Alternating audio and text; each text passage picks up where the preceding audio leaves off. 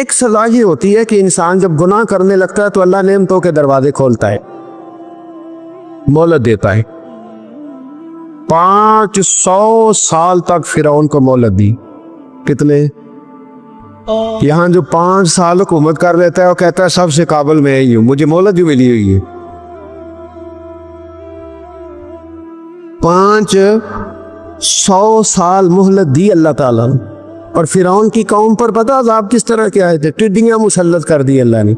یہ گھومتی نہیں چھوٹی سی، ہم اپنی زبان میں اس کو کچھ لوگ مختلف ناموں سے یاد کرتے ہیں، کوئی مکڑی کہتا ہے، کوئی کچھ کہتا ہے، مسلط کر دی، جاتی نہیں۔ ان پر بنی اسرائیل کے ان مقابل جو فرعون کی قوم تھی ان پر الزام اس طرح کا عذاب آیا کہ مینڈک مسلط کر دی اللہ تعالیٰ۔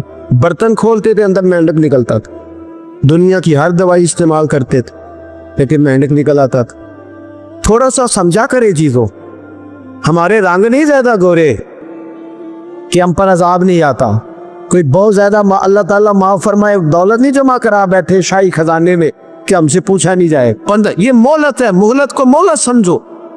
پھر جب پکڑ آتی ہے نا اللہ کریم کی، میں نے دیکھا ہے کروڑوں روپیہ، 6 اولادیں، ایک شخص کے بچے باہر سے آ رہے تھے، وہ بندہ بیمار تھا، مجھے کہنے لگا حضرت جی دعا کریں میں ان کے آنے سے پہلے مر جاؤں ورنہ آ کے مجھے مار دیں گے، دعا کرے۔ اتنی بے سکونی، کروڑوں روپیہ پڑا تو یہ عذاب نہیں؟ کوئی ضروری ہے کہ پتھر ہی برسیں گے تو سمجھ آئے گی؟ یہ جو سگا بیٹا بوڑھے باپ کے قریب سے گزر جاتا ہے، سلام نہیں لیتا تو اس کو عذاب نہیں سمجھتے؟ معمولی بات ہے؟ نہیں ہمارے رنگ ہو رہے، ہم بڑے سماعت ہیں۔ 1500 سال مہلت دی نوح علیہ السلام کی قوم کو۔ کتنے سال؟ بول کے بتائیے، بول کے دوبارہ بولیے۔ 1500 سال۔ کوئی آدمی اپنی سمارٹنس پہ خوش نہ ہو جائے کہ 20 سال ہو گئے میں تو نافرمانی بھی کر رہا ہوں، روٹی بھی پک رہی ہے، میں تو حرام بھی کھا رہا ہوں، پھر بھی سب ٹھیک ہے۔ 1500 سال مہلت دی۔ پھر حضرت نوح کہنے لگے اللہ میں نے تو بڑا سمجھایا، نہیں باز آتے۔ تو رب کریم نے فرمایا کشتی بناؤ۔ اللہ کے پیغمبر کشتی بنانے لگے تو قوم مذاق اڑانے لگے۔ اب کیا کرنے لگے ہو؟ اب کشتی بنانے لگے ہو، خیر تو ہے، قوم مذاق اڑا رہی ہے حضرت نوح علیہ السلام کا۔ آپ نے کشتی بنائی، پانی کہاں سے نکلا؟ نہ بارشیں ہوئی نہ سیلاب آئے، ایک تندور تھا اس کے اندر سے پانی نکلنا شروع ہو۔ کبھی تندور سے بھی پانی نکلا ہے، پر جب نکالنے والا چاہتا ہے تو وہاں سے بھی ایک تندور سے پانی نکلا، اتنا نکلا اتنا نکلا اتنا نکلا کہ قوم ساری ڈوب گئی۔ قرآن مجید کے صفحات شہادت دیں گے کہ حضرت نوح کی قوم کا بچہ بہ گیا، بچے صرف وہ تھے جو حضرت نوح کے ساتھ ہو گئے، تباہ ہو گئی۔ اللہ بے نیاز ہے، بے نیاز۔ 1500 سال مہلت ملے اور تو پھر بھی کہے رب بڑا کریم ہے معاف کر دے گا۔ 1500 سال تجھے گنجائش تھے اور تو کہے کوئی نہیں، بات معافی ملنی چاہیے ابھی بھی۔ میرے بھائی، حضرت صالح علیہ السلام کی قوم، حضرت صالح نے تبلیغ شروع کی تو کہنے لگے پہلے معجزہ دکھاؤ۔ جی آج تو نہ لوگ معجزے مانگتے، آج بھی لوگ کرامتے اور معجزے، اللہ معاف کرے، جو چیزیں معجزہ تو ہو نہیں نہ سکتا، لیکن آج بھی لوگ، آپ یقین کریں، کہتے ہیں یہ بڑی نمازیں پڑھتا ہے تو پھر بخشا کیوں نہیں گیا، پھر کیوں نہیں منو سلوا کیوں نہیں اترا اس پر، پھر میں بھی اسی طرح ہی ہوں، کیا اس کے اندر خوبی آ گئی؟ مولوی بھی ویسے ہی ہے، سوری بھی ویسے ہی ہے، لوگ مان نہیں رہے، وہ دلیلیں مان نہیں رہے، ابھی بھی لوگ بحث نہیں کرتے، کیا فرق آ گیا؟ ابھی ویسے ہی ہیں سارے۔ اللہ تعالیٰ سے ڈرنا چاہیے، ہمیں سامنے والے کی طرف دیکھ کر صحیح ہونے کا حکم نہیں ہے، ہمیں اپنی اصلاح کا حکم ہے، اپنی طرف دیکھ کے اپنے آپ کو ٹھیک کرنے کا۔ الزام لگا کے گزر جانا اس کا کوئی مطلب؟ سنو اور یاد رکھو، حضرت صالح علیہ السلام سے کہنے لگے پہلے معجزہ دکھائیں، تو حضرت صالح علیہ السلام نے فرمایا اونٹ کہاں سے پیدا ہوتے ہیں؟ کہاں؟ اونٹنی کے بطن سے۔ فرمایا آؤ میں تمہیں پہاڑ کے اندر سے اونٹنی پیدا کر کے دکھاتا ہوں۔ کہاں سے؟ پہاڑ کے اندر سے۔ حضرت نوح ساتھ لے کے گئے تو پہاڑ کے اندر سے اونٹنی نکلی، اور اونٹنی بھی گابن تھی، اس کے پیٹ میں بچہ، اور اونٹنی اتنا دودھ دیتی تھی کہ ساری بستی دودھ پی جاتی تھی، پھر بھی دودھ بچ جایا کرتا تھا۔ لیکن حضرت نوح علیہ السلام نے فرمایا تم نے دیکھ تو لیا ہی اسے، یہ جتنا دودھ دے گی روٹی بھی اتنی کھائے گی. ایک دن تم سارے پانی پیو گے, ایک دن یہ سارا پانی پیا کرے گی. ایک دن تم سارے باقی جانوروں کو گھاس کھلاؤ گے, ایک دن یہ اونٹنی ہے. اونٹنی کا نام کیا؟ ناقۃ اللہ, اللہ کی اونٹنی. کس کی اونٹنی؟ نام کیا ہے؟ اللہ کی. یہ اللہ کی اونٹنی ہے. تو حضرت نوح علیہ السلام کی اونٹنی فرمائے اس کی بے ادبی نہ کرنا. باز نہیں آئے لوگ, باز نہیں آئے. کہنے لگا جی دودھ دینا تو ٹھیک ہے, پر یہ جو سارا پانی پی جاتی ہے نا, یہ صحیح نہیں. یہ جو ساری گھاس کھا جاتی ہے یہ نہیں تھی. دودھ دینا تو ٹھیک ہے پر یہ نہیں صحیح. آپ نے فرمایا اسے کچھ نہ کہنا, اللہ کی اونٹنی ہے. میں کہا کرتا ہوں ان لوگوں نے ناقۃ اللہ کی بے ادبی کی. حضرت نوح علیہ السلام کی اونٹنی کی ٹانگیں کاٹ دی, صالح علیہ السلام. اور دیکھو اللہ بڑا بے نیاز ہے, اگر پیدا کرنا جانتا ہے تو حفاظت کرنی نہیں جانتا.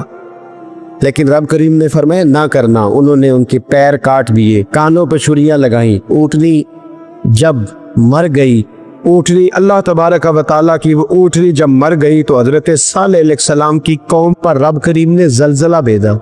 اذا زلزلت الارض زلزالها, جب زلزلے آئے گے اور جب ان کا زلزلہ آنا ہے, زلزلہ آتا ہے نا, کیا کرتی ہے قوم؟ لا الہ الا اللہ, لا الہ لا الہ الا اللہ, کلمے جاری ہو جاتے. بلکہ ایک دفعہ ایسا بھی ہوا کہ مسجدوں میں اعلان ہونے لگے زلزلہ آ رہا ہے. جو فجر کے لیے نہیں اٹھے زلزلے کے لیے وہ بھی اٹھ گئے. جن کا دعویٰ ہے نا میری سویرے آنکھ نہیں کھلتی, ان کی لگی نہیں کتنے گھنٹے, بعد میں بھی نہیں لگی. ٹی وی پہ اعلان ہوتے رہے کوئی نہیں آ رہا, سو جاؤ چپ کر کے. لیکن آنکھ لگی. موت سے تو ڈرتا ہے, اللہ سے ڈرتا ہی نہیں. موت کا خوف ہے, رب کا نہیں. زلزلہ آیا, ساری قوم تباہ ہو گئی. بتاؤ اگر ناقۃ اللہ کی گستاخی ہو تو اللہ ناراض ہو جاتا ہے, اور اگر اولیاء اللہ کی ہو, اگر اولیاء اللہ کی ہو تو رب ناراض نہیں ہوتا. شرم نہیں آتی لوگوں کو داتا صاحب کی بے ادبی کرتے, شرم نہیں آتی لوگوں کو غوث اعظم کی گستاخی کرتے, حیا نہیں آتی جنہوں نے دین پھیلایا ان کی بے ادبی. میں درد سے کہتا ہوں, رو کے کہتا ہوں, اور اگر کلیجہ پھٹ سکے تو میں دکھاؤں زخم کتنے. ایک حج کے موقع پر ایک بابا جی, اس سال 4,80,000 روپے کا پرائیویٹ حج تھا, اور بابا جی کی کیفیت کمزور تھے, بیچارے بیمار تھے. اس کے باوجود وہ گئے. بوڑھے آدمی, جا کے بیٹھیے, بزرگ. اور کتنی مشکل ہے وہاں منا, مزدلفہ, عرفات, طواف زیارت, کتنا مشکل کام ہے طواف زیارت کرنا, طواف وداع کرنا. کس کٹھن سے حج کیا, بڑھاپے میں پیسے بھی لگائے. اور جب وہ روضہ رسول پہ گئے صلی اللہ, اور انہوں نے جا کے نبی پاک صلی اللہ علیہ وسلم کے روزے کی طرف منہ کر کے درود شریف پڑھا تو ایک ملا نے اٹھ کے کہہ دیا تو مشرک ہے. تو میری روح کانپی. میں نے کہا تجھے شرم نہیں آئی, حیا نہیں آئی؟ اس کی عمر دیکھ, کس بڑھاپے میں کہاں سے چلا, کہاں آیا. یہ مشرک ہوتا تو کسی مندر میں جاتا, یہ مشرک ہوتا تو کسی گرجے میں جاتا. یہ مشرک نہیں, یہ مومن ہے. اور یہ وہ والا مومن ہے جس کے سینے میں دل جب دھڑکتا ہے تو خالی دھڑکتا نہیں, ساتھ وہ محمد عربی پہ درود و سلام بھی پڑھتا ہے. شرم نہیں آتی لوگوں کو, اتنی بڑی گستاخی کرتے. جو روزہ رسول پہ آیا مشرک ہے. میں نے دیکھ مولوی کو 7 سال کہا تھا, میں نے کہا اگر میں مشرک ہوں تو نکالو, مشرک کا داخلہ تو یہاں ویسے ہی منع ہے. شرم نہیں آتی, اپنی زبان کا ایک پاس کرو کچھ. اتنا ظلم, اتنی بڑی فرقہ واریت امت میں, اتنا امت کو تقسیم کرتے ہو, تمہیں شرم نہیں آتی؟ جہاں سے اتحاد کا پیغام دینا چاہیے وہاں سے تم لوگوں کو فرقے کا پیغام دیتے ہو, ایک مقصود فرقے کی تبلیغ کرتے ہو. خدا را, تو میں کہہ رہا ہوں ناقۃ اللہ کی بے ادبی پہ عذاب آتا ہے, تو اولیاء اللہ کی بے ادبی پہ نہیں آتا. داتا صاحب ساری زندگی کی تبلیغ کرتے رہے, ایک آدمی نے اٹھ کے کہہ دیا جناب وہ تو شرک کا اڈا ہے, تو رب کریم ناراض نہیں ہوتا ان باتوں سے. ہمیں خیال کرنا چاہیے, اللہ سے ڈرنا چاہیے. ان چیزوں سے عذاب آتا ہے اور آ رہا ہے. اللہ تعالیٰ ہمیں محفوظ فرمائے. اللہ ہمیں اس سے, قوم لوط پہ بھی عذاب آیا, ہم جنس پرستی, مرد مردوں سے بدکاری کرتے. حضرت نوح نے سمجھایا کہ یہ کام درست فطرت کے خلاف ہے, یہ کام درست نہیں. جب انسان یہ کام کرتا ہے تو زمین اور آسمان کانپتے. اب میں کیسے کھول کے بتاؤں, میرے پاس اعداد و شمار ہے کہ پاکستان کے اندر اس کام کی کیفیت کیا ہے اور کس طرح کر کے لوگ, میں تو رونا روتا رہتا ہوں داڑھی کا. لوگ کئی دفعہ کہتے ہیں حضرت صاحب پہلے بھی آئے تھے تو داڑھی کی بات، پھر بھی آئے تو داڑھی کی بات، تو میں روتا ہوں۔ اس لیے روتا ہوں کہ جو کلین شیو نوجوان ہوتا ہے وہ امرد کے حکم میں، اس پر وہی حکم لگتا ہے جو عورت پہ لگتا ہے۔ اس کے ساتھ مرد کا اٹھنا بیٹھنا اسی طرح نہ جائے گا جس طرح عورت کے ساتھ۔ حضرت جنید بغدادی رحمت اللہ تعالیٰ علیہ کے سامنے ایک شخص نے کہا وہ کتنا خوبصورت نوجوان جا رہا ہے، تو آپ فرمانے لگے تو حافظ قرآن نہیں؟ کہا ہاں۔ فرمانے لگے جا اپنے حفظ کی خیر منا۔ وہ شخص کہتا ہے میں نے اس بغیر داڑھی والے کلین شیو نوجوان کو بری نظر سے دیکھا، مجھے قرآن پاک ہی بھول گیا، سارا قرآن پاک بھول۔ اور کتنے سال میں دعائیں کرتا رہا، بیت اللہ کے طواف کرتا رہا، میں یاد بھی کرتا تو نہیں ہوتا۔ کیسے اب تو ہمارا نعت کہاں بیوٹی پارلر سے ہو کے آتا ہے، ہم کسی اور کو کیا پیغام، وہ پیغام، وہ نظام، وہ طریقہ کار جس کا حکم تھا شریعت میں۔ قوم لوط پر عذاب آیا، صحیح بیٹھتے ہوں گے بچے جو موٹر سائیکلوں پہ بیٹھتے ہیں، میں نے گجرے والا کی سڑکوں پہ بچوں کو، نوجوانوں کو جو تماشے کرتے سرے عام دیکھا ہے تو مجھے ڈر لگتا ہے۔ تو کوئی روکنے والا نہیں، شغل ہو رہا ہے، ہنس رہے ہیں، اور سامنے عورتیں بھی ہے، سب ہو رہا۔ کتنی تکلیف کی بات۔ حضرت نوح کی قوم یہ کام کرتی تھی، قرآن پاک نے بیان کیا ہے۔ حضرت نوح نے سمجھایا، فرمایا رب کریم نے تمہیں اپنی خواہش پوری کرنے کے لیے جائز طریقہ عطا فرمایا، عورتوں سے نکاح کرو، اور اس نکاح کی برکت سے جو اللہ تمہیں اولاد دے گا اس کو اللہ تبارک و تعالیٰ تمہارے لیے باعث بخشش بھی فرمائے گا۔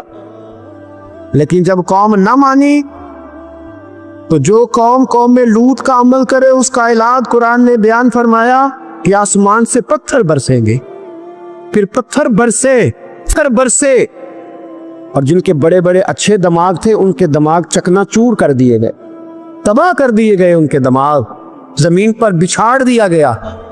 اللہ مہلت دیتا ہے، لیکن اس کا مطلب یہ نہیں کہ انسان توبہ ہی نہ کرے۔ حضرت شعیب علیہ السلام کی قوم پر بھی عذاب آیا، اس لیے کہ بددیانتی کرتی تھی، ناپ تول میں کمی کرتی تھی۔ میں نے کہا تھا شب قدر کی رات کہ یہ کوئی تماشا ہے کہ شب رات آئی تو ساری رات روتے رہے، یا اللہ معاف کر دے، یا اللہ معاف کر دے، رو رو کے چیخے مار مار روئے۔ شب قدر آئی تو پھر چیخے ماری، ساری رات روئے۔ تو جس بندے کا پروگرام ہی نہیں سویرے بدلنے کا، دکان پہ بیٹھ کے پھر وہی ناپ تول میں کمی، پھر وہ اللہ تعالیٰ معاف کرے۔ میں ایک مضمون پڑھ رہا تھا تو وہ فوڈ کے اسپیشل لوگ تمہیں لکھا تھا مہربانی کرو ملاوٹ ہی اچھی چیز کی کر لو، مرچ میں کیری تو نہ ملاؤ اینٹوں کی، وہ تو بیمار کرتی ہے، وہ تو خون کی آنتوں کو روک دیتی ہے۔ وہ کہنے لگا، اور وہ کہتا ہے میں تمہیں بتاتا ہوں کون کون سی چیز ملائی جا سکتی ہے، وہ ملا لو۔ خدا را اس قوم پہ رحم کرو، مہربانی۔ ایک دوست ہیں ہمارے، میں وزیر آباد میں ان کے گھر بیٹھا تھا تو ایک میڈیکل، میرا کسی شخص پہ اعتراض کرنے کا میں مجموعی بات کرتا ہوں، میں ایسے ڈاکٹروں کو جانتا ہوں جو اللہ تعالیٰ فضل کرے، سچ مچ کے نیک ہیں، اچھے لوگ۔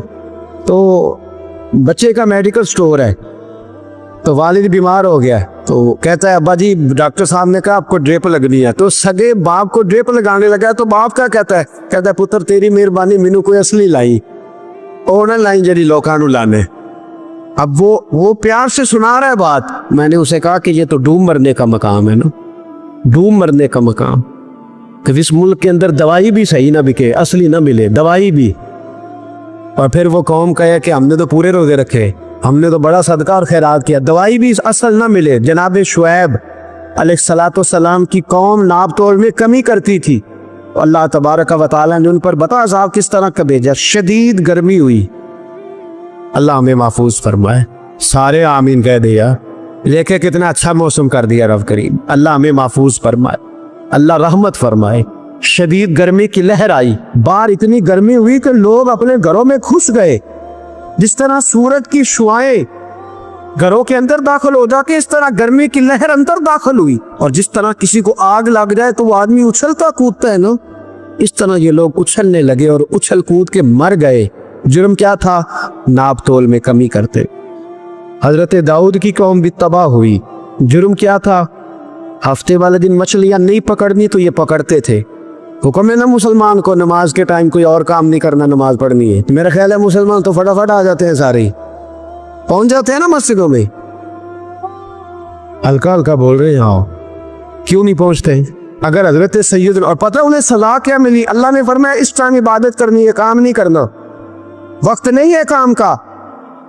انہوں نے مچھلیاں پکڑی, 12,000 لوگ تھے. پتہ ہے مالک نے سزا کیا دی؟ بندر بنا دیا. اللہ کریم قرآن مجید کا پہلا سپارہ پڑھے, فجعلناها نکالا لما بین یدیہا وما خلفہا. اللہ فرماتے ہیں پچھلوں کے لیے بھی عبرت بنا دیا, بعد والوں کے لیے بھی عبرت, نشان عبرت بنا دی. بندر بن گئے, اور جو ان کے دوست جو بچ گئے تھے ان کے پیر چومتے تھے, روتے تھے. 3 دن بندر بن کے زندہ رہے. پھر اللہ نے سب کو اجتماعی موت دے دی. اگر مسلمان سے اللہ کہے کہ نماز کے ٹائم کاروبار نہیں, جمعے کے ٹائم کاروبار ہے, تو مسلمان کہتا ہے نہیں مجھے مہلت ملی ہوئی ہے. حضرت مولا رومی نے مثال دی ہے. جناب رومی فرماتے ہیں کہ بغیر محنت کے لوگوں کو اللہ نے نعمتیں دی ہیں تو انہوں نے شکر ہی نہیں ادا کیا. اندھے سے پوچھ آنکھ کی قدر کیا ہے, پوچھ اندھے سے, پوچھ معذور سے کہ ٹانگوں پہ چلنا کتنی بڑی نعمت ہے. کبھی پوچھ اس سے جس کا مکان تو ایک کنال میں ہے پر رونے والا بچہ کوئی بھی نہیں. پوچھ اس سے جس کی جیب دولتوں سے بھری ہوئی ہے پر کوئی نہیں کہتا کہ ابا 10 روپے دینا. پوچھ یہ کتنی بڑی تکلیف ہے. حضرت رومی نے لکھا ہے, وہ فرماتے ہیں کہ ایک والد تھا تو اس نے بڑی دولت کمائی تھی, تو اس کا بیٹا بے دریغ ہی اڑاتا رہتا تھا. کبھی ادھر پیسے بھگا دیے, کمائے نہیں تھے نا, محنت نہیں نہ کی تھی, کمائے نہیں تھے. والد بڑا سمجھاتا تھا پر سمجھ نہیں آتی تھی. لیکن اس کے ابا کے ذہن میں ایک بات آئی, وہ کہنے لگا بیٹے یار میں کنگال ہو گیا, وہ اچانک حالات خراب ہو گئے, ایک آنا مجھے چاہیے, دوائی خریدنی ہے, کہیں سے لے کے آؤ. اس نے کہا ابا مسئلہ ہی کوئی نہیں, یاری بڑے ہیں, بہت سارے لوگوں کے ساتھ رات میں جاتا ہوں روٹی کھانے ہوٹل میں, کئی ہیں جو میرا انتظار کر رہے ہوتے ہیں, فیس بک والے اور جناب وہ سیلفی والے, بڑے سارے ہیں جو کہتے ہیں تیرے بغیر گزارا ہی نہیں. بڑے ہیں جو روز سویرے اٹھ کے پہلے مجھے السلام علیکم کا میسج کرتے ہیں, پھر اس کے بعد کسی اور سے. بڑے ہیں, کوئی مسئلہ ہی نہیں. ایک کے پاس گیا, ایک آنا چاہیے, اس نے دے دیا, لا کے ابا کو دیا. تو ابا گھر کے اندر جو امیر لوگ ہوتے تھے گھر میں کنواں کھدوا لیتے تھے. ابا کنویں کے کنارے بیٹھا تھا, جب بیٹے نے آنا لا کے رکھا تو اس نے پانی میں پھینک دیا. اگلی صبح پھر کہا بیٹے ایک آنے کی ضرورت ہے, دوا خریدنی ہے. اس نے کہا مل جائے گا. 2 4 5 دوست ابھی ہیں بڑے مالدار, ان سے جا کے کہا, ایک سے آنا لایا, ابے نے پھر پھینک دیا, تیسرے دن بھی پھینک دیا, چوتھے دن بھی. یار اب ختم ہو گئے. کچھ آہستہ آہستہ دوستوں کو پتہ چل گیا کہ کنگال ہو گیا, خبر پھیل جاتی ہے نا, اب بھوکا ہو گیا. اب آہستہ آہستہ موبائل بند ہونے لگے, آہستہ آہستہ جو ہے وہ نمبر بلاک ہونے لگا, حالات بگڑ گئے. اب جب اسے پتا تھا کہ یار تو اب دروازہ کھٹکھٹاتا ہوں تو کہتے ہیں کہ اسے کہہ دو میں گھر نہیں, ابا نے تو آنا مانگنا ہے, اور میں بے دریغ دولت ابا کی اڑاتا رہوں, اب یہ بھی نہیں کہہ سکتا کہ مجھے دیتا کوئی نہیں. شہر سے باہر نکل گیا, سارا دن مزدوری کی, جد و جہد کی, کبھی کام کیا نہیں تو ہاتھوں پہ چھالے پڑ گئے. بڑا مشکل ہوتا ہے جن لوگوں نے کام نہ کیا انہیں کرنا پڑ جائے تو. تکلیف کا شکار ہو کے ایک آنا کمایا, شام کو لا کے والد کی ہتھیلی پہ رکھا تو اس نے پھینکا نا جب کنویں میں تو چیخ پڑا, کہنے لگا ابا جی آپ سیاڑے ویاڑے بدلے, روز پیسے لا کے دیتا ہوں, کون پھینک دیتے ہو, کو کرنے والی بات کرو, نہیں دوائی کھانی تو نہ کھاؤ, ضائع کیوں کرتے. تو بیٹے کو باپ نے تھپکی دے کے بٹھا لیا. اس نے کہا بیٹا میں نے پہلے دن تو نہیں پھینکا, تو 7واں دن میں روز پھینکتا ہوں, آج تیری چیخیں کیوں نکلی. کہنے لگا ابا پہلے ادھار کے تھے آج مزدوری کے ہیں. نہیں سمجھ آئی بات, پہلے بولیے اور آج میری محنت ہے, مزدوری ہے, جد و جہد ہے. تو والد کہنے لگا بیٹے یہی میں تجھے سمجھانا چاہتا تھا, وہ میرے بھی محنت کے ہے جو تجھ روز یاروں کو کھلاتا ہے, میں نے بڑی جد و جہد سے جمع کی ہے, میں کنگال نہیں ہوا, صرف تجھے سمجھانا تھا. او بھائی یہ آنکھیں تیری محنت کی نہیں نا, اس لیے تو شکر نہیں ادا کرتا. یہ وجود, یہ ٹانگیں, یہ شعور, یہ تیری جد و جہد کا نہیں. جو عقل کی دولت اللہ نے دی ہے نا, یہ تیری محنت کی نہیں. اگر محنت کی ہوتی تو سجدہ میں پڑا رہتا, تو خیال کرتا. اللہ نے آنکھیں دی ہے قرآن دیکھنے کے لیے. جب کوئی کسی گندی چیز کو دیکھتا ہے تو ناشکری کرتا ہے, جب غلط طرف اٹھاتا ہے یہ چیزیں تو ناشکری کرتا ہے. صاحبو یاد رکھنا اور اس پر ضرور غور کرنا کہ جب نعمتوں کا شکر ادا نہ کیا جائے تو پھر ہمیں استغفار کا حکم دیا. پھر کیا کرنا ہے ہم نے؟ استغفار کہ یا اللہ ہم تیری نعمتوں کا شکر ادا نہیں کر سکے تو ہمیں معاف فرما, تو ہم سے درگزر فرما, معاف فرما. نقصان ہو جائے تو کہتے اللہ کی مرضی تھی, اور فائدہ ہو جائے تو کہتے میں نے محنت ہی بڑی کی تھی, میری جد و جہد بڑی تھی. ایک بچہ ایک دفعہ میرے پاس کہیں انٹرویو کے لیے جا رہا تھا تو دعا کرانے آیا, کہنے لگا میں نے وہاں جانا ہے, دعا کیجیے گا اللہ تعالیٰ کامیابی دے. میں نے دعا کی, کچھ اس کو پڑھنے کو بتایا, لیکن کامیاب نہ ہو سکا, لوٹ آیا. تو میں نے پوچھا کہ کیا بنا, کہنے لگا حضرت صاحب بس اللہ کی مرضی تھی, اللہ کی مرضی تھی. پھر ایک دفعہ گیا تو اللہ کی مرضی تھی، تیسری دفعہ گیا کامیاب ہو گیا۔ تو بھئی اب کیا بنا؟ کہنے لگا جی جب میں داخل ہوا تو اس نے جاتے ہی مجھ سے پوچھا سب سے پہلا سوال یہ کہ تمہیں جنرل نالج کی بھی کچھ معلومات ہے یا شعبے کے آدمی ہو؟ تو میں نے کہا جناب پوچھیے۔ تو انہوں نے پاکستان کا حدود اربہ پوچھا تو میں نے فٹافٹ بتا دیا۔ پھر انہوں نے مجھ سے پوچھا کہ یہ جو مینار پاکستان ہے اس کی تجویز کس شخص نے دی تھی؟ تو میں نے فٹافٹ اس کا بھی نام بتا دیا۔ پھر شارٹ ہینڈ کے ایک دو سوالات اس نے کیے تو وہ بھی میں نے بتا دیے، تو الحمدللہ کامیاب ہو گیا۔ میں نے کہا بیٹے جب تو ناکام ہوا تھا تو اللہ کی مرضی تھی، اور کامیاب ہوا ہے تو میں لگا دیے، اب اللہ کی مرضی کدھر گئی؟ یہ اتنا بڑا نقص ہے انسانی فطرت کا، اتنی بڑی کمزوری ہے کہ معاذ اللہ تعالی ہم کمزوریاں قدرت کے کھاتے میں ڈال دیتے ہیں، اور ناکامیاں قدرت کے کھاتے میں، اور کامیابیاں یہ کیا تماشا؟ حالانکہ ہونا یہ چاہیے تھا کہ جہاں انسان کمزور پڑے تو کہے میری غلطی تھی۔ صوفیاء یہ سبق دیتے ہیں، اللہ کے بندے یہ پیغام دیتے کہ جب تو کہیں ناکام ہو جائے تو سمجھ جائے تیری، اور جب تو کامیاب ہو جائے تو سمجھ رہے اللہ راضی ہو گیا تھا، اللہ نے رحمت کر دی، اس نے فضل کیا۔ تو شکریہ نہ کرنے پر بھی استغفار کرنا چاہیے کہ اللہ تو نے بڑا کچھ دیا تھا پر میں شکر ادا اس پر بھی۔ ہمارا تو اب یہ حال ہے کہ جو ہمارے پاس چیزیں ہیں وہ ہم کہتے ہیں یہ تو میرا حق تھا، لیکن جو نہیں وہ مجھے فٹافٹ ملنی چاہیے۔ مطلب اگر میرے پاس صحت ہے تو اس کو میں اپنا حق سمجھ لیتا ہوں کہ یہ تو میرا، یہ چونکہ ٹھیک ہے جی یہ تو صحیح ہے، تندرستی ہے یہ تو ٹھیک ہے، لیکن کار کوئی نہیں وہ ذرا مل جانی چاہیے۔ اولاد تو میرے پاس ہے وہ تو میرا حق تھا، میرا رائٹ تھا، معاذ اللہ وہ تو ہم نے حق بنا لی۔ اور میرے پاس بنگلہ کوئی نہیں وہ مجھے فٹافٹ مل جانا چاہیے۔ بھئی یہ کس طرح تیرا حق تھا؟ کس حساب سے؟ یعنی جو چیزیں ہیں ان کو سنبھالنے کی فکر نہیں ہے، اور جو نہیں ہے ان کے طلب کی فکر لگی ہوئی ہے۔ شکر نعمت کو محفوظ کر دیتا ہے، شکر نعمت کو محفوظ کر دیتا ہے، اور ناشکری نعمت کو لَئِن شَكَرْتُمْ لَأَزِيدَنَّكُمْ وَلَئِن كَفَرْتُمْ إِنَّ عَذَابِي لَشَدِيدٌ۔ اللہ فرماتے شکر کر میں تیری نعمتوں میں اضافہ کر دوں، اور ناشکری کرے گا تو عذاب دوں۔ شکر نہیں نہ ہوتا، شکر نہیں ہوتا۔ دیکھیں نا 100 روپے ابا جی نے دیا ایک بچے کو، اور اس کو کہا کہ جا دکان سے کچھ چیز لے آ، تو وہ 100 روپیہ اس نے رستے میں جاتے ہی کہیں پھاڑ دیا یا گوا دیا، تو اب وہ والد سے دوبارہ 100 مانگتا ہے، تو والد کہتا ہے کہ پہلے 100 کا تو نے کیا کیا؟ نہیں سمجھ آئی آپ کو میری بات؟ پہلے 100 کا کیا کیا؟ تو وہ کہے گا جی باپ میرا دل کرتا تو میں نے پھاڑ دیا۔ جوان بچہ ہے، سمجھدار ہے، 12-14 سال کا ہے، میرا دل کیا تو میں نے پھاڑ دیا، ختم ہو گئی بات۔ ابا نیا 100 دے دے گا، سبحان اللہ، کتنے خوش ہو کے آپ کہہ رہے ہیں نہیں دے دے گا سر؟ یہ کیسے ہو سکتا ہے؟ بھائی کروڑ پتی والد بھی ہو تو 100 کا نوٹ دوبارہ دیتا کیوں؟ بیٹا نہیں اس کا پیار نہیں، کیوں نہیں دے رہا؟ وہ کہتا تو نے میرے پہلے 100 کی قدر نہیں ڈالی، نیا تجھے کیسے مل جائے؟ انہیں خیال ہی نہیں کیا، تو نے جدوجہد ہی نہیں کی، تو نے ایک استغفار اس بات کا ہے۔ دیکھیں نا یہ رسول پاک علیہ السلام کا فرمان، یہ حدیث امام رازی نے لکھی ہے، اور نبی پاک کی فرمان کے لحاظ سے جو چیز ہمارے سامنے ہے نا اس پر ہماری آنکھیں بھی کھول جانی چاہیے، دل بھی کھول جانا چاہیے، کہ کوئی خاص ہی بات تھی جو حضور نے بیان فرمائی صلی اللہ علیہ وسلم۔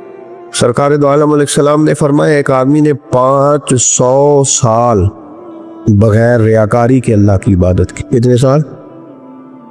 یہ 5 سال نہیں ہوتی بغیر ریاکاری۔ تہجد پڑھنے والا جب تک 6 لوگوں کو بتا رہا نہ دے تہجد پڑھیے، اتنی دیر تو تہجد آگے بڑھتی ہی نہیں، کم از کم 6 بندوں کو پتا ہونے چاہیے۔ اور میرے جیسے حاجی نمازیوں کا تو دل کرتا ہے کہ وظیفے پہ بندہ رکھا جائے جو تعریفیں کرے صبح و شام، حاج صاحب کی کیا بات ہے، حضرت صاحب کی وظیفہ دیں گے اس کو مہینے کا، وہ تعریف کرے کھول کے کہ آپ کی بڑی بات۔ یہ مرض ہے، تعریف سننا نا یہ بیماری ہے، اس نے جھوٹ کو جنم دیا ہے، بہت بڑا مرض ہے۔ حضرت سعدی نے اس پر بہت بڑے مقالہ جات لکھے اور فرماتے ہیں یہ مرض کچھ لوگوں میں بہت زیادہ ہوتا ہے۔ ایک امیروں میں، امیر لوگ ناراض نہ ہو جائیں پر انہوں نے کہا ہے تو کوئی حکمت ہوگی نا، امیروں میں تعریف سننے کا مرض بہت زیادہ ہوتا ہے۔ فرماتے ایک بادشاہوں میں اور تیسرا عورتوں میں، ان میں یہ بیماری بہت زیادہ ہوتی ہے۔ کوئی تعریف نہ کرے تو خود اپنی کرنی شروع کر دیتے، خود ہی کہہ دیتے ہیں کہ وہ کیا بات سے میرے ابا جی تے وہ تے 100 ہل چلدا سی تے 150 بندہ ٹکر کر ابا جی دی چھڑ تو دس تیرے کنے چل دین، تیرے کو کنے بندے روٹی کھاندے، اپنی بات کروں۔ اقبال کہتے تھے تو وہ آبا تمہارے ہی مگر تم کیا ہو، ہاتھ پہ ہاتھ درے منتظر فردا، ابا جی کی دادا جی کے چھوڑ اپنی کر، हमें तो तेरा पता है, तू अपनी बात कर, तेरे अंदर भी कोई चीज है कि नहीं? अब्बा दादा तो सबके बड़े, हजरत आदम की औलाद है तो हजरत आदम नबी थे, और बाप दादा तो सबके बड़े बड़े ही है। बात ये है कि अपनी बात करनी चाहिए ना। तो ये बीमारी है, ये नुक्स है। 500 साल बगैर रियाकारी की इबादत और बयान मेरे नबी करीम अलैहिस्सलाम फरमा। 5 बोलिए, ये बहुत बड़ा मसला है। दिखावा ना हो, रियाकारी ना हो। हम मजालस में जाते हैं ना जनाब, महफिल में, तो लिस्ट मिलती है, ये चौधरी साहब ने सदारत है, इन्होंने खसूसी तावन किया है, तो ये फलाने साहब है, तो इनका भी नाम लेना है। तो मैं कभी कभी कह देता हूँ कि यार आपने तो कहा था ये नबी पाक की तारीफ की महफिल है, और यह आपने लिस्ट लगा दी है पूरी तारीफ करने वालों की। कुछ जरूरी है किसी का नाम लेना और उसका जनाब जिक्र करना और इश्तिहार पे उसकी फोटो आना? ये कुछ जरूरी है? वैसे भी को अच्छा लगता है कि नबी पाक के नाम की महफिल और मैं सदारत कर रहा हूँ? डरना चाहिए ना मुझे अल्लाह ताला। हुजूर की महफिल और मेरी सदारत, इस पर कभी गौर करे।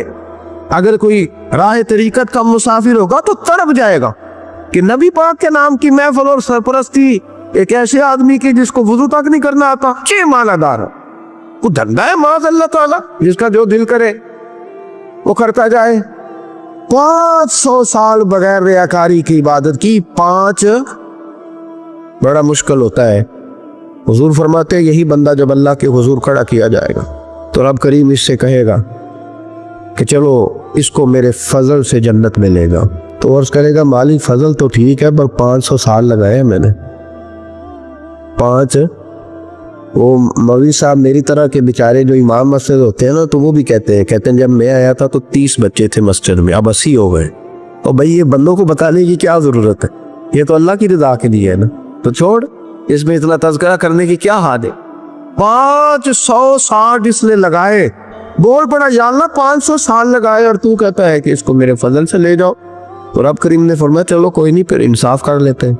उल्टी आंख की रोशनी निकाल के तराजू के एक पल्ले में रखो और 500 साल की बगैर रियाकारी की इबादत दूसरे पल्ले में रखो। कभी उस मरीज से पूछना जिसको डॉक्टर कह देता है कि तेरी आंख का इलाज नहीं हो सकता। बेबस होते हैं डॉक्टर, जवाब दे जाता है शऊर। पूछ कभी उस शख्स को, कहते हैं बस ना, अब आप अपनी आंखें मौजूद होने के बावजूद आप देख नहीं सकते, इतनी मोटी आंख लगी हुई है, लेकिन रोशनी अल्लाह चाहे तो दे, ना चाहे तो नहीं देता। 5 एक आंख की रोशनी एक पलड़े में रख लो और दूसरे में 500 साल की इबादत रख दी। अल्लाह अकबर। तो रब करीम ने फरमाया अब तोलो। जब तोली तो वो इबादत थोड़ी थी और एक नेमत ज्यादा थी। अल्लाह ने फरमाया ये तो भाई इसको तो 500 साल दिए थे, ये तो एक नेमत का शुक्र नहीं अदा कर सका, पकड़ो इसको दोज़ख में डालो। एक करके क्या आया है, पकड़ो जहन्नम में डालो, इसको ले चलो। तिरमिज़ी शरीफ के लफ्ज है, नबी पाक ने हमें समझाया और एक जुमले में सारी बात खत्म कर दी। हुजूर फरमाने लगे तो अल्लाह की थोड़े दिए हुए रिस्क पे राजी हो जा, वो भी तेरी थोड़ी इबादत से राजी हो जाए। और अगर तेरा प्रोग्राम है ना लंबी चौड़ी जायदादों का, तो फिर सजदे भी लंबे कर, पर लंबे कर में तू भी। ये क्या बात हुई, आज इतनी दौलत बढ़ती जाती है, इबादत सुकड़ती जाती है, वक्त ही नहीं, टाइम ही नहीं, ये बढ़ा। फिर तो जब दोज़ख में जाने लगा ना तो फिर ख्याल आया, तो हुजूर फरमाते इस्तिगफार करने लगा, कहने लगा अल्लाह मैं भूल गया था, अल्लाह मुझे गलती लग गई, इस्तिगफार कर रहा। तो जब उसने इस्तिगफार किया तो रब करीम तो पहले ही बड़ा कबूल करने वाला है। या अल्लाह मैं भूल गया, तो फरमाया चलो जो इस्तिगफार करे उसे तो मैं वैसे ही माफ कर दिया करता हूँ, इसे बख्श दो, इसे मेरे फजल से जन्नत में ले जाओ। पहला इस्तिगफार हमारे बुजुर्ग ने एक मुराकबा कराते थे। मुराकबा इन्न फी खल्किस समावाति वल अर्द वख्तिलाफिल लैली वन नहारि लआयातिन लिउलिल अलबाब। मुराकबा होता था अल्लाह की नेमतों पर गौर करने का। तू अकेला बैठ, गर्दन झुका और गौर कर खुदा का फजल कितना है और मेरी उसमें मेहनत कितनी, उसका शुमार कर। इस तरह करके 2 खाने बना, एक खाने में अल्लाह की नेमत रख और दूसरे में फिर अपनी मेहनत रख। इसको कहते हैं मुराकबा। यहाँ से मुराकबा स्टार्ट होता है। और अगर तू शुक्र अदा कर रहा है तो फिर ठीक है, वरना फिर इस्तिगफार कर, फिर अल्लाह के हुजूर माफी मांग, फिर उसके हुजूर आहुजारी कर, फिर उससे कह के वो माफ करे। हम लोग ये वाला मुराकबा नहीं करते, इसलिए जो चीज है वो तो मेरा हक था, मुझे फटाफट दूसरी भी चाहिए। इस्तिगफार करे इसलिए कि हम शुक्र अदा सही तौर पर कर सके। फिर उसके बाद दूसरा इस्तिगफार उस वक्त होता है अल्लाह अकबर के जब इंसान बाशऊर ज्यादा हो पर बेअमल भी उतना ही ज्यादा हो।